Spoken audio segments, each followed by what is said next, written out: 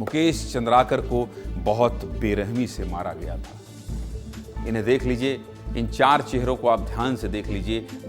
ये वो क्रूर चेहरे हैं जो मुकेश चंद्राकर, हमारे छोटे भाई पत्रकार को बहुत बेरहमी से मारा गया। बीजापुर में एक ऐसी घटना हुई कि पूरा छत्तीसगढ़ दहल गया। इस घटना की गूंज दिल्ली तक सुनाई दी। जब पूरा देश नया साल मना रहा था, तब मात्र 32 साल के जाबाज पत्रकार मुकेश चंद्राकर की बेरहमी से हत्या कर दी गई थी और उनके शव को सेप्टिक टैंक में डालकर मोटी सीमेंट की परत से ढक दिया गया। आज मुकेश चंद्राकर की हत्या के मामले में शामिल 4 आरोपियों के खिलाफ कोर्ट में चार्जशीट पेश किया गया है। इस चार्जशीट में क्या क्या है, आपको विस्तार से बता देता हूं। मुकेश चंद्राकर हत्याकांड में सरकार ने एसआईटी गठित की थी और आज एसआईटी ने केस डायरी समेत 1241 पन्नों का चार्जशीट पेश किया है।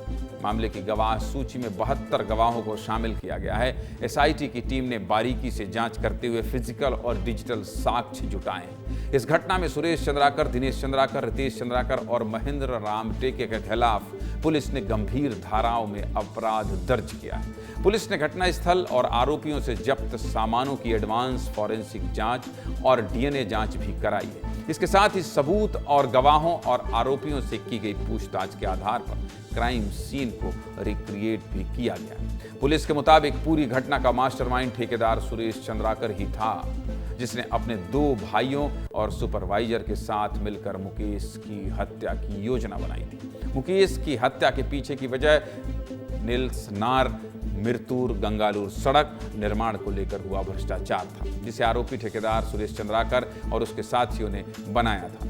इस पूरे मामले पर क्या कह रहे हैं एसआईटी टीम के प्रभारी मयंक गुर्जर, पहले सुनिए फिर बात करते हैं। पत्रकार साथी मुकेश चंद्राकर हत्याकांड मामले में आज पुलिस के द्वारा करीबन 1200 पन्ने की चार्जशीट माननीय न्यायालय में पेश की जा रही है।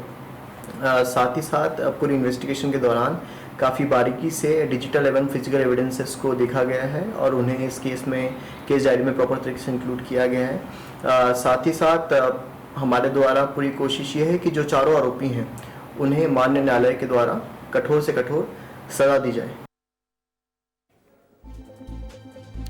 मुकेश चंद्राकर के हत्यारों ने बेरहमी की सारी हदों को पार कर दिया था। ये हत्या मुकेश चंद्राकर की नहीं बल्कि इंसानी संवेदनाओं की हत्या थी।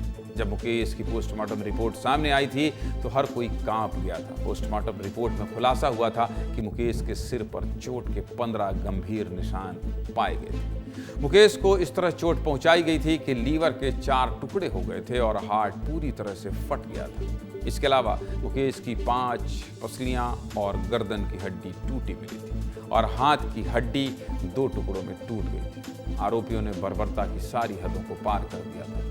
मुकेश की हत्या के बाद सभी आरोपी छत्तीसगढ़ छोड़कर भागने की फिराक में थे और मुख्य आरोपी ठेकेदार सुरेश चंद्राकर तो भाग भी गया था। लेकिन पुलिस ने 4 आरोपियों को 3 दिन में गिरफ्तार कर लिया था। मुकेश चंद्राकर हत्याकांड में कब कब क्या हुआ, आपको एक बार मैं समझा देता हूं। पूरी टाइमलाइन यहां बता देता हूं। ये देखिए, आपको ये दिखाने के लिए मुझे ये इधर किनारे करना पड़ेगा।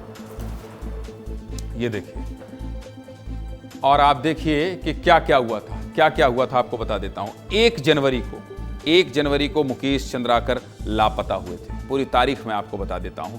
2 जनवरी को गुमशुदगी की रिपोर्ट दर्ज कराई गई थी। 3 जनवरी को सेप्टिक टैंक से शव बरामद हुआ। पुलिस की मदद ली गई। हमारे तमाम सहयोगी फोन करते रहे। युकेश चंद्राकर परेशान रहे। संजय ठाकुर आईजी से बात करते रहे। 3 जनवरी को सेप्टिक टैंक से शव बरामद हुआ। 4 जनवरी को जांच के लिए एसआईटी का गठन किया गया कि इस पूरे मामले की जांच पड़ताल विस्तृत रूप से की जाए। इसके अलावा क्या हुआ, 4 जनवरी को मुख्य आरोपी के ठिकाने पर बुलडोजर चला। जहां जहां अवैध रूप से उसने अपना साम्राज्य खड़ा किया था, उस पर बुलडोजर एक्शन किया गया और आरोपी को पकड़ने की पूरी कोशिश चल रही थी।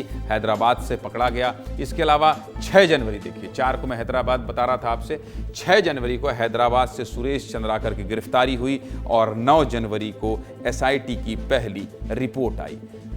मुकेश चंद्राकर हत्याकांड में आपको जो भी ये पूरी तारीख थी वो मैंने आपको बता दिया और आज एसआईटी ने ये जो पूरी जांच की थी उसकी रिपोर्ट सबमिट कर दी, यानी जमा कर दी, जिसमें ये पता चला कि बहुत बेरहमी से मारा गया है। एक बार फिर से मैं संजय ठाकुर का रुख करूंगा और संजय मेरे साथ एक बार फिर से जुड़ गए हैं। संजय, ये बताइए कि ये जो खुलासा हुआ है, जिस चीज का अंदेशा था, जो सब कुछ सामने पोस्टमार्टम रिपोर्ट में आ ही गया था, सुरेश चंद्राकर किस तरह से अपना साम्राज्य खड़ा करता है और मुकेश चंद्राकर जैसे पत्रकार को बेरहमी से मारकर उसकी हत्या कर देता है। रिपोर्ट में और कौन कौन से चौंकाने वाली बात आई है और क्या खुलासे हुए हैं? संजय।